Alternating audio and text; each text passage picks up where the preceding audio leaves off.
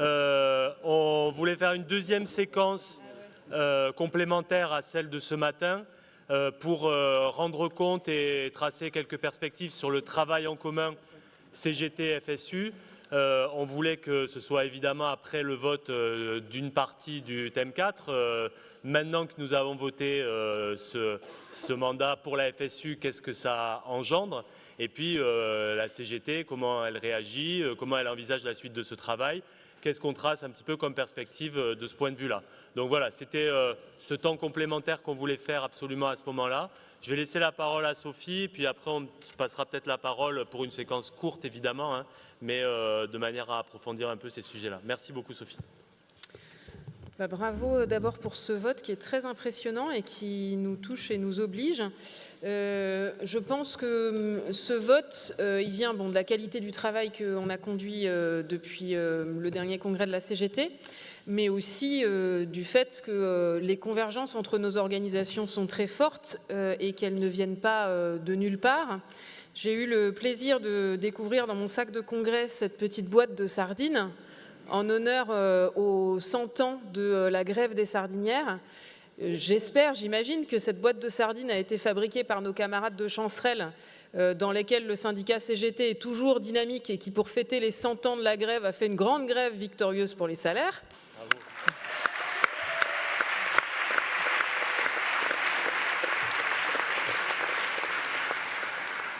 Mais en fait, cette histoire des sardinières, elle nous rappelle que nous avons une histoire commune parce que nous avons une grand-mère commune.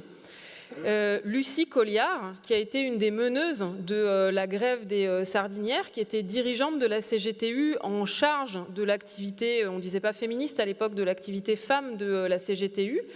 Elle était enseignante, Lucie Colliard, et elle a été envoyée à Douarnenez pour soutenir, organiser le mouvement. Et donc Lucie, c'est notre grand-mère commune, parce qu'aujourd'hui, je ne sais pas si Lucie serait à la CGT ou à la FSU, ou si, justement, elle voudrait ne plus avoir à choisir.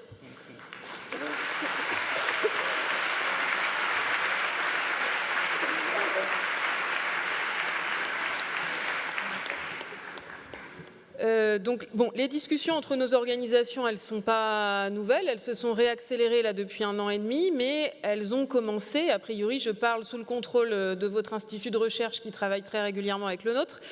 Elles ont commencé en 2009 avec Gérard Aschieri, que je salue, et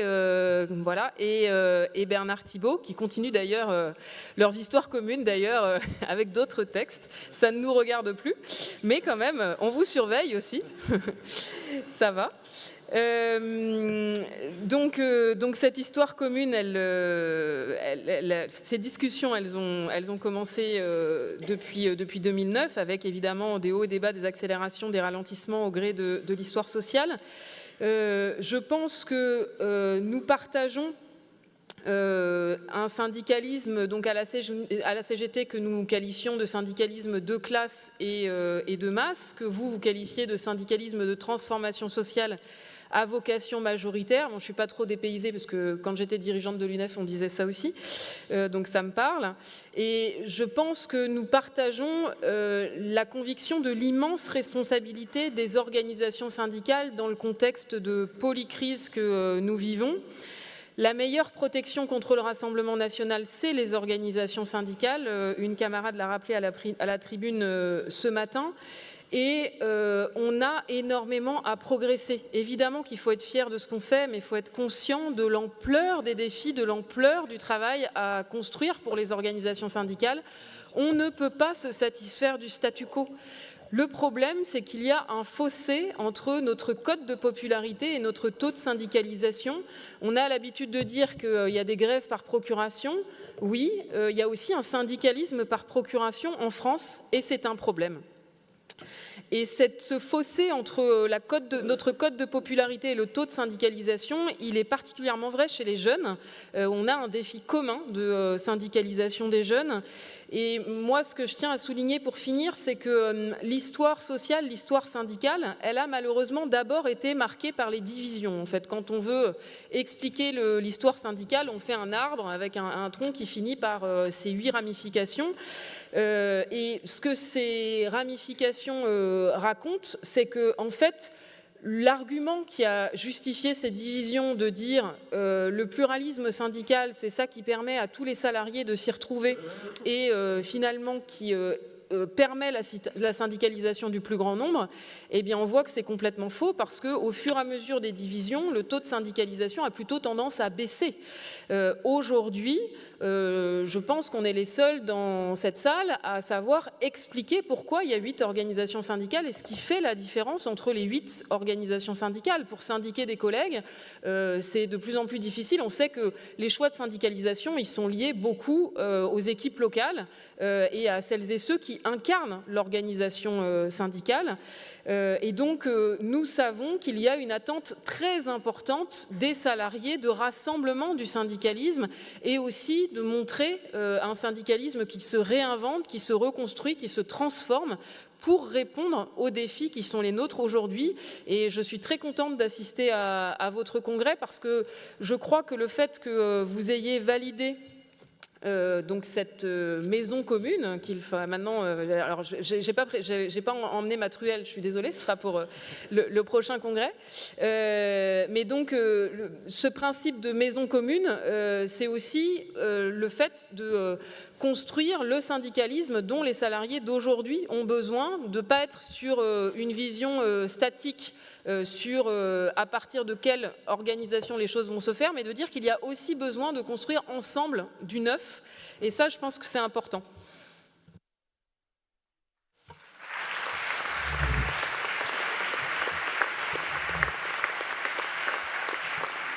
Non, merci beaucoup Sophie. La manière dont tu as présenté les choses, je pense on s'y retrouve très très largement, je m'y retrouve complètement. Moi aussi, je me félicite vraiment que dans la dernière période, on ait pu avancer avec la CGT, parce qu'en effet, c'est entre nos deux organisations, j'en suis convaincu, pas entre elles seules évidemment, mais entre nos deux organisations que beaucoup de choses peuvent se jouer.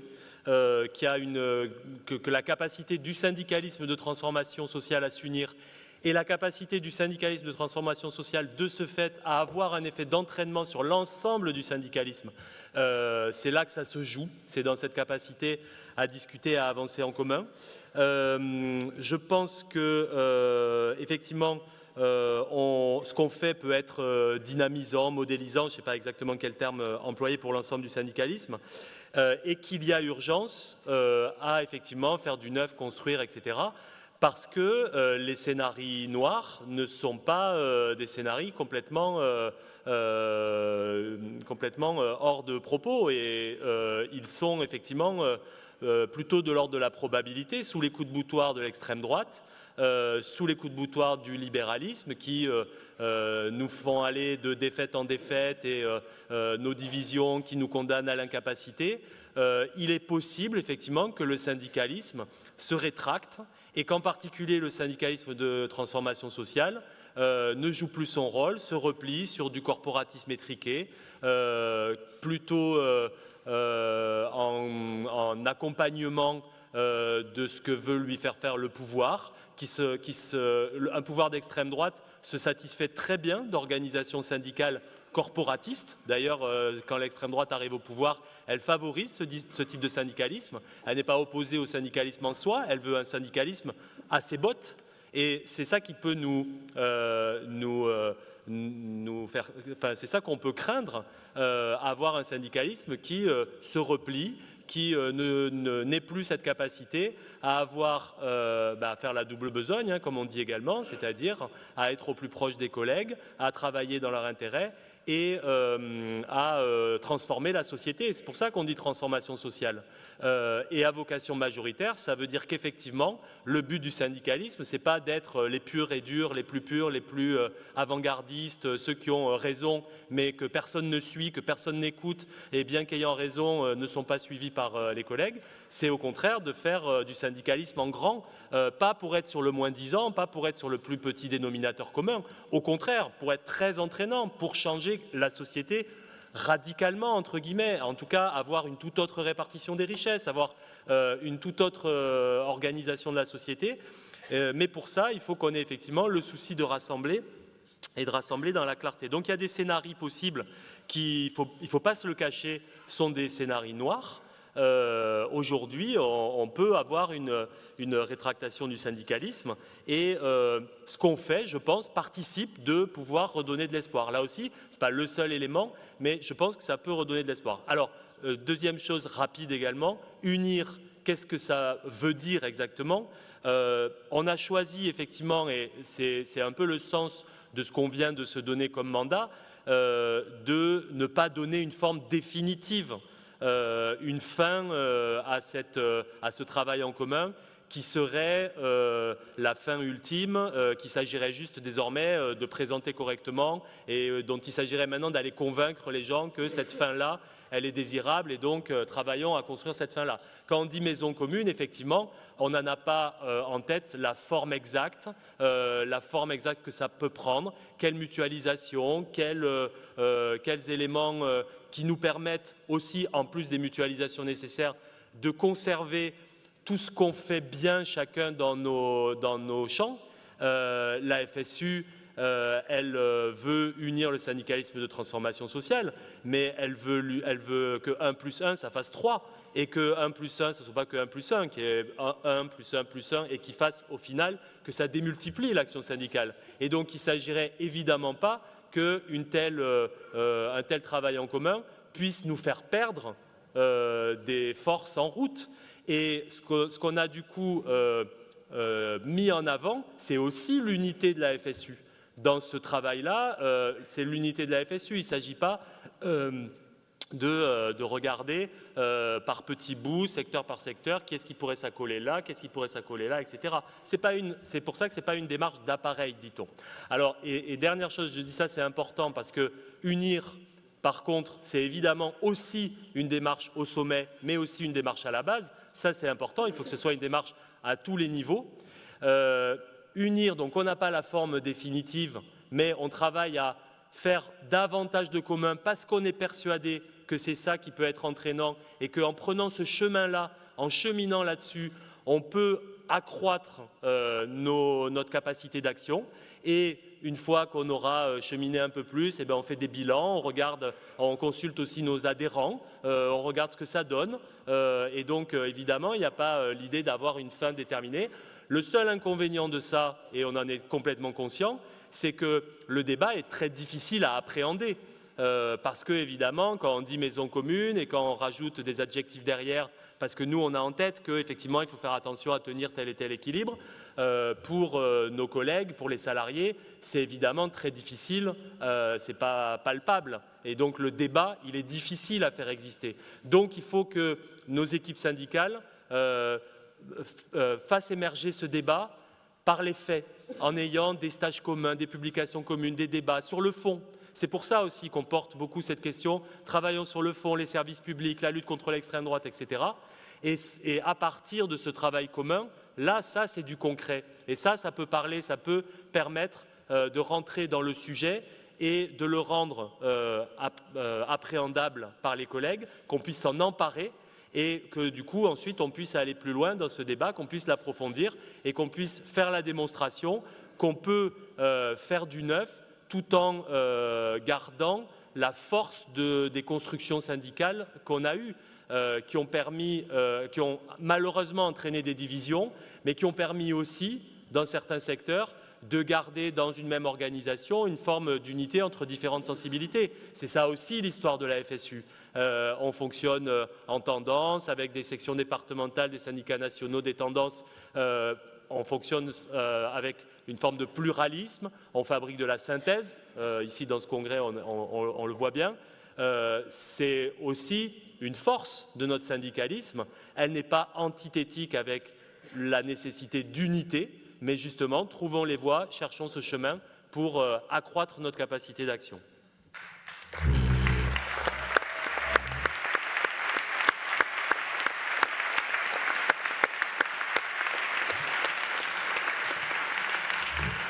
Moi, je voulais rebondir sur pourquoi est-ce que ça a marché, les discussions qu'on a relancées depuis le 53e congrès de la CGT. D'abord parce qu'on a mis en place un groupe de travail composé des professions les premières concernées, qui se réunit tous les mois, au moins, m'a-t-on dit. Ensuite, parce qu'on a calé un principe évident et indispensable, c'est que les décisions doivent être prises dans les instances de direction par étapes. Et donc c'est ce que vous faites ici lors de votre congrès et c'est ce que la CGT fait aussi dans ses commissions exécutives, ses CCN. Et je crois que Caroline va bientôt venir, si vous en êtes d'accord. En tout cas, on a invité Caroline à une de nos prochaines commissions exécutives. Et le congrès de la CGT aura lieu, lui, dans 1 an et demi. Et donc, évidemment, ça sera une étape importante. Et puis, le troisième point important par principe, c'est de construire les choses par en bas. Et donc, depuis 1 an et demi, il y a eu beaucoup de travail en commun qui s'est mené, notamment dans les territoires. Je sais que dans la préparation de votre congrès, la CGT a participé à une 40aine de vos congrès locaux dans vos syndicats, sections départementales, merci, je savais que c'était SD. Et ce travail commun, il a appris à se connaître et à dépasser les caricatures qui pouvaient y avoir de part et d'autre, qui peut y avoir encore, j'en entends encore pas mal, donc ça peut encore exister. Et notamment, je sais que parfois de l'extérieur, quand on ne connaît pas la CGT, on peut voir la CGT de façon très monolithique. Pour celles et ceux qui nous connaissent, vous savez qu'il n'en est rien, j'en découvre encore chaque jour, donc c'est inépuisable. Et donc la CGT est très diverse. La CGT n'a pas, comme vous, de tendance organisée, mais la CGT a plein d'autres moyens de faire vivre le débat démocratique en interne.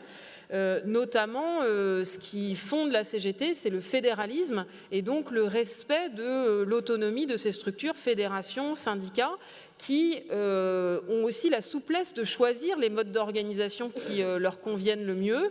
On a dans la CGT des syndicats nationaux, on a des syndicats multiprofessionnels, on a des syndicats d'entreprise, des syndicats de sites, etc. etc. Et je voulais pour finir dire à quel point je partage ce qu'a dit Benoît sur 1 + 1 ne doit pas être égal à 2 et évidemment pas à 1,5 parce que ça aussi on l'a connu. Il y a eu aussi des rapprochements qui se sont traduits par le fait qu'on perde une partie des forces en route. 1 + 1 doit être égal à 3 parce que l'enjeu, on sait bien, on en a parlé ce matin, le syndicalisme, c'est pas une guerre de position, c'est une guerre de mouvement. Et donc l'enjeu d'un rapprochement, d'une construction nouvelle, c'est d'enclencher des dynamiques qui ne doivent pas s'arrêter aux forces en présence, mais qui doivent enclencher des dynamiques plus larges, notamment de syndicalisation. Le but, c'est que ça ne se fasse pas d'en haut pour que toute l'organisation soit entraînée sans en perdre et sans griller d'étapes. Le but, c'est évidemment que ça se fasse sans logique hégémonique, de façon à permettre les spécificités professionnelles et les spécificités liées à des cultures syndicales différentes. Et puis l'objectif aussi, et ça on ne le dit pas assez parce que bon, c'est important de réfléchir à partir des structures, mais on ne peut pas se limiter à ça. Et je pense que le travail commun qui a été enclenché depuis 1 an et demi le montre, c'est vraiment d'avoir une forme de fertilisation croisée. Je l'ai dit ce matin, je le redis, je pense qu'on a vraiment besoin de reconnecter le monde ouvrier avec le monde intellectuel. C'est très important pour les dynamiques de lutte et pour les dynamiques de résistance qu'il faut qu'on amplifie. Et puis, il faut aussi, de l'autre côté, la richesse de l'interprofessionnel, l'échange avec les militantes et militants du privé. Ça permet de mieux comprendre les stratégies du capital, les stratégies managériales que vous vivez maintenant dans les services publics, parce que le New Public Management arrive maintenant très largement dans les services publics. Et ça, pour comprendre, analyser, qualifier ce qui se passe, il n'y a rien de tel que de discuter avec des camarades du privé pour pouvoir anticiper les stratégies et surtout faire converger les luttes et les mobilisations. Je voulais juste pour finir dire que je pense qu'il faut qu'on ait pour mot d'ordre de ne rien s'interdire, de se faire confiance. La CGT a besoin d'avoir une FSU forte et la FSU, je pense, a besoin d'avoir une CGT forte. Et donc, il faut qu'on se dise que le jour où on sentira que quelque chose peut nous mettre en difficulté de part et d'autre, évidemment, il faudra s'arrêter, puisque le but, c'est de se renforcer collectivement, enfin, s'arrêter ou traiter, je pense plutôt traiter la difficulté pour réussir à la dépasser. Le but, c'est de se renforcer collectivement et d'avoir une démarche qui permette de renforcer le syndicalisme. On ne peut plus se permettre le luxe des divisions. La démocratie est mortelle, le syndicalisme aussi. Et ce que l'on sait aussi, c'est que comme nous avons l'habitude de le marteler à la CGT, rien n'est jamais acquis d'avance et c'est nos dynamiques qui font la différence. Encore une fois, la France, dans les années 30, a échappé au fascisme avec le Front populaire parce qu'en 1934, la CGT se réunifie, ce qui donne derrière naissance à l'unité politique.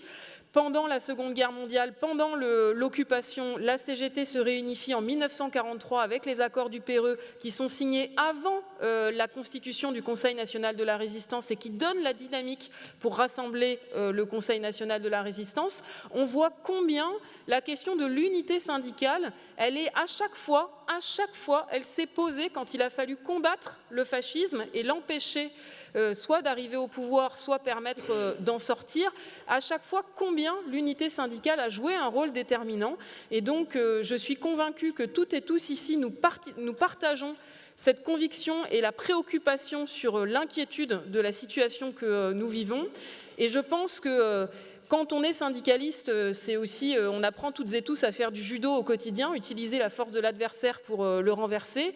Eh bien, c'est ça, on est dans un contexte de basculement extrêmement inquiétant, mais ce basculement, c'est aussi le temps des clarifications qui doit nous permettre de franchir des nouvelles étapes. Et le travail que nous enclenchons ensemble, l'étape que vous marquez aujourd'hui à votre congrès, en est une déterminante.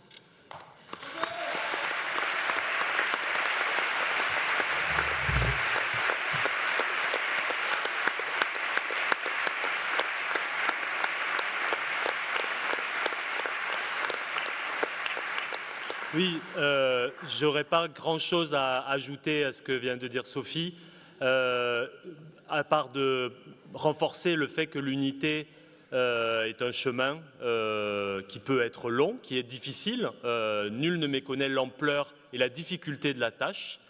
C'est toujours plus facile de se diviser et de faire valoir ses divisions, ses particularités, que de s'unir. Donc effectivement, les choses doivent avancer sérieusement avec un groupe de travail qui regarde sujet par sujet, point par point, les sujets qui sont devant nous et qui sont à traiter et qui mène les débats également, qui nous apprend aussi à mieux nous connaître.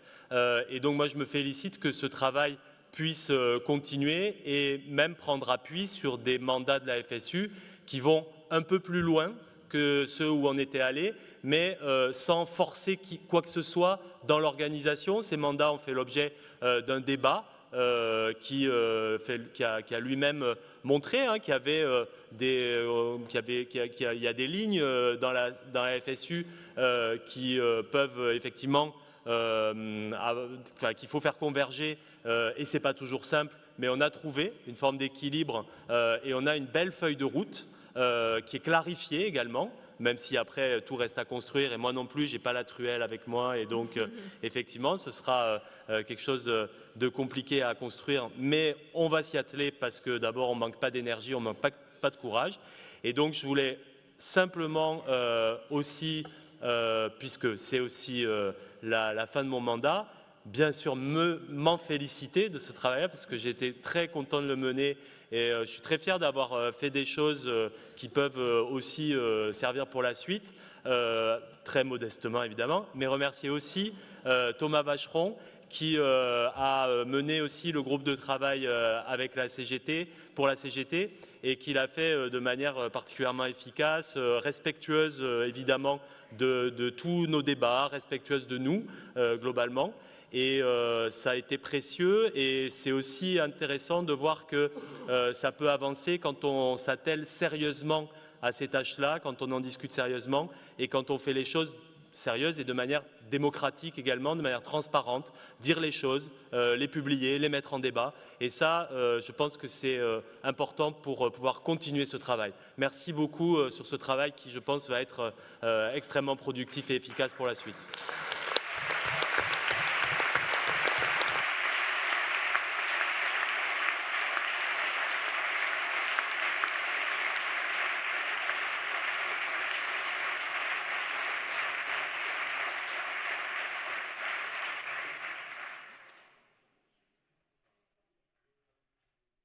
Faites gaffe, faut plus m'inviter. Non, moi je voulais juste dire une dernière chose par rapport à ce que Benoît vient de dire, c'est que là maintenant, plus on avance, plus on va rentrer dans le dur. Et donc plus aussi il y a des questions compliquées qui vont venir, et ça sera bon signe, parce que ça voudra dire qu'on aura dépassé les slogans. C'est facile de se dire on est pour l'unité, tant que ça ne se fait pas, tout va bien, puisqu'il n'y a rien qui change. Dès lors qu'on se dit on commence à sortir les truelles, il y a des choses qui potentiellement peuvent changer, et donc là les débats vont se compliquer. Donc je pense qu'il faut se le dire très tranquillement, se dire que c'est bien si ça se complique, et se dire que sur ces débats qui vont se compliquer, il faut avoir deux exigences. D'abord, tenir le plus possible à distance les enjeux de pouvoir, parce qu'évidemment, il y en aura. Et puis, la deuxième chose, c'est se dire que il faut le plus possible éviter les aspects gardiens du temple. Personne n'a la solution tout seul. Le syndicalisme en France, on lui a redonné des couleurs ensemble pendant la mobilisation, mais quand même, il ne va pas si bien que ça. Et donc, il y a aussi des nouvelles réponses qu'on a besoin de trouver ensemble, sans chercher à, et c'est justement pas du tout ce qui a été fait jusque-là, en surtout évitant et mettant à distance ceux qui prétendraient donner des leçons aux autres et qui, tout seuls, sauraient très bien tout ce qu'il faut faire et comment le faire.